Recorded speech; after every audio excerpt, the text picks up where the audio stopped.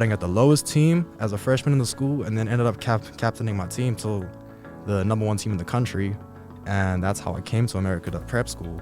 So whenever it comes to basketball leading my life, that's like just giving me the opportunity to come to America, which is obviously playing at the next level.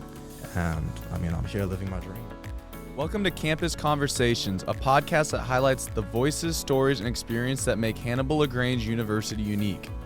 In today's episode, we're focusing on the international student experience and what it's like to leave your home country to study and compete in the United States. I'm joined by John, an international student from South Africa. He plays basketball here at HLGU. We'll talk about what brought him to Hannibal LaGrange, his culture back home, the adjustment he had to make, and how being far from home has shaped his college experience. John, thanks for joining me today. Let's get started. Yeah, so South Africa was quite of the place. I grew up in a little small town, about 30 minutes away from the city. I went to a high school that was one of the biggest public high schools in South Africa and had a really, really fun life, if I'm going to be honest. Very, social, talked to a lot of people, and yeah, so back at home, I mean, being from a small town, knowing a lot of people from a small town, that's just kind of how life was most of my life. Never really was around a Christian community. South Africa, especially, it doesn't really make religion publicized. We were known as a whole religious school, but never really indulged in any practices. So, yeah. And you said you're from a small town. Is it kind of similar in size to Hannibal, or how? No, not at all. It would actually be considered as a city compared to Hannibal. Okay, yeah. Yeah, so when I say small town, it's everybody, but it's also massive at the same time. But you got your city outside of the small town. Okay, so yeah, we didn't really have any small town away from the city. It was just every single place considered like Hannibal. Hannibal's considered as a small town here, but back at home it's like a city to us, I guess you could say. How did you hear about HLG and kind of how did you get here? So I came up here I was originally in Ohio. I played basketball in Ohio at a prep school, and was kind of researching a lot on universities, reaching out to coaches as much as possible. And my whole idea when I was coming to college in America was normally the main perception was just looking at a big college. That was my original view on life. And then I realized that so my coach from my prep school introduced me to a church, and also I got involved in a whole bunch of ministry stuff back there.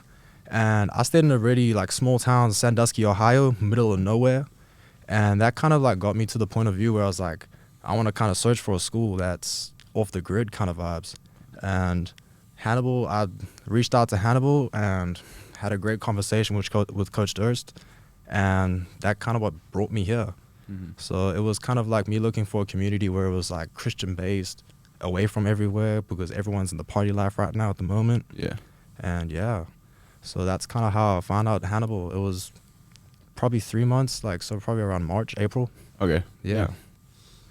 What role did basketball play in the decision, would you say? So basketball's been my whole passion, my whole life. So again, growing up in South Africa, basketball's not known at all. So I was coming in 8th grade, so that's a freshman year, I would say. I was on rugby scholarship. I had no interest in basketball at all. And basically, I ended up touching a basketball for the first time, and I just fell in love. So I was just basketball became one of those major roles in my life. And I was I need to change the whole look and perspective of basketball in South Africa. So I ended up starting at the lowest team as a freshman in the school, and then ended up captaining my team to the #1 team in the country. And that's how I came to America, to prep school. So whenever it comes to basketball leading my life, that's just giving me the opportunity to come to America, which is obviously playing at the next level. And I mean, I'm here living my dream. Yeah. Shout out to that. Yeah, John got a strap. John got a good shot. Let's talk about your home a little bit more. Yeah. I know there's some things you miss about South Africa here that's not at HLG. Tell us a little about what you miss, maybe food, probably your family, or music or traditions that you have there. Yeah, so a lot of people thought I'd become homesick. I'll just state that firstly. So thankfully with social media nowadays, I could just end up video calling my parents. So it's actually one of those things that's helped me not become homesick at all. But believe me, when it comes to the food, hey, I miss my food. I can't lie. Y'all Americans, hey, Well, there's a lot of processed food out here. I'm pretty sure you can agree with that. I agree with that. It's not good, and especially the calf, I'm sure. Oh yeah. So yeah, I mean, I definitely missed a lot of the food back at home, just out of the fact that we are like very wide when it comes to a culture sense. So we're also known as the Rainbow Nation. So we come from many, many different backgrounds, many different races, and America has the same thing, very diverse, but also at the same time, culture in South Africa when it comes to food is like one of our main priorities in life. And we just idolize food. Mm-hmm. And food is amazing wherever you go because you're just tasting different things from different cultures and you can never get bored. Yeah. So that is probably the main thing that I miss. Mm-hmm. And then another thing would be the sports culture. When it comes to rugby is what unites South Africa. It brings everybody together and everybody's dancing. That's where you have the music culture coming in as well. And yeah, it's just everyone coming together as one, as a Rainbow Nation. Yeah, I bet you miss all that. Oh yeah. Yeah, I'm from the West Coast. Like, you're obviously from South Africa, but even from the West Coast, it's like there's some things that I miss here that is just different. But you're from a whole nother country, a whole different culture. That has to be crazy. West Coast is beautiful though. West Coast is beautiful. It'd be beautiful though. Yeah. So at HLG, tell us a little bit about your experience here. How you've liked your just basketball teammates, coaches, or professors that like have helped you adjust. So everybody here is extremely kind. That's one thing I could like state off the rip. Coming here, I mean, obviously I was on my own. I didn't know nobody. So orientation week was like one of those things that I was like, okay, cool. I need to go like have a chat with everybody, get to know everyone. And that's what I did. And I found out that everyone is very inviting. And this school has been one of the most like down to earth people. Like I've met the most down to earth people, like when it comes to professors, the coaches, just the whole staff, and then also students in general. Like everybody is so down to earth and very inviting and like very easy to talk to. Mm-hmm. So, I mean, you can also go to your professors and just speak about like your normal Christ life. Like they're always there to chat. And that's one of the most things I'm grateful for at this campus, I would say. Mm-hmm. And then when it comes to teammates, dude, I love my teammates. Yeah. You know, everybody's got a vibe. Everybody likes everybody. And it's just, we're just there to hustle and just play the game. Yeah, that's a fun culture. Was there a single moment that you can kind of pinpoint to where you felt like HLG is really where I truly belong? I would say when we did the worship nights up at the loft. So that's like on the Thursday nights when it's just the general worship nights. I've never done that before. Yeah. And it was one of those things where I was like, this place it makes me feel like home. Okay, it's that home away from home. It was that Christian community that I've always been searching for. And it's just helped me to open up a lot. Mm-hmm. What advice would you give to other international students thinking about coming to HLGU? I know we have had some like South Africans in the past, and we have Barack here, so it's kind of Shout out Jabez. So it's kind of cool to see that there is kind of a South African pipeline. But just tell me what you think would be some good advice to other international students thinking about coming to HLGU. Well, definitely don't worry about being left out. I can say that for sure. Mm-hmm. Everybody here is inclusive. And I know like going away from home is like one of the scariest things ever. Believe me, I'm from that position. I would consider myself one of those people who are extroverted, but also do miss home a lot.